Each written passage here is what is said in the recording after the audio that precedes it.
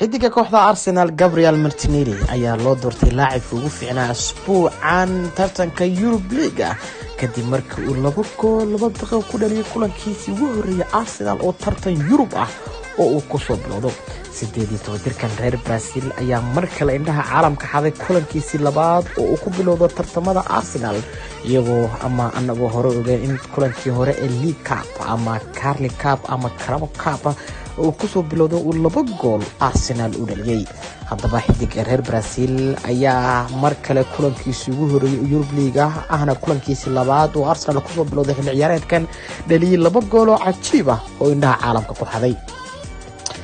caawinta hore ayaa waxa la xidiga Arsenal xagaagan ay sidoo kale la soo wareegtay Martinelli isagoo kubad jeesto qurux badan doomariye gool hayaha kooxda Standard League 2 daqiiqo kadib Martinelli ayaa tusay inuu yahay bedelka saxda ee Aubameyang hadii uu kooxda ka sirqoodo ama hadii uu kooxda ka tago kadib markuu si kalsooni leh goolkiisa labaad ku dhaliyay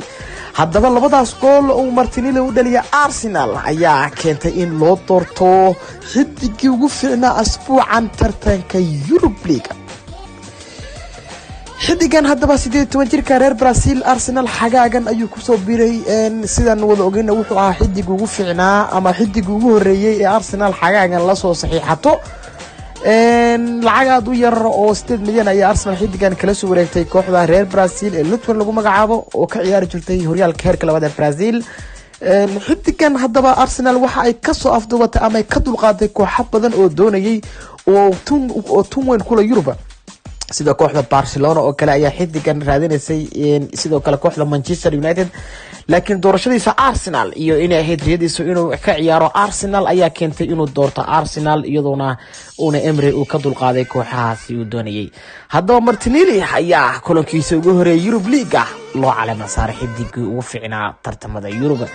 haddaba waxa uu ka dhabeeyay hadalkiisii ahaa markii uu yimi Arsenal oo wareysigiisa ugu horeeyay ku sheegay inuu ka faa'iideysan doono fursadii ugu horeysay oo Europe kaga ciyaarayo waxaana uu sheegay in uu geedheeriyo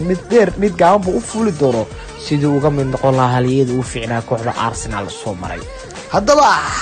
waa bahda Arsenal Somali fans iyo waliba wariye Maxamuud Fantastic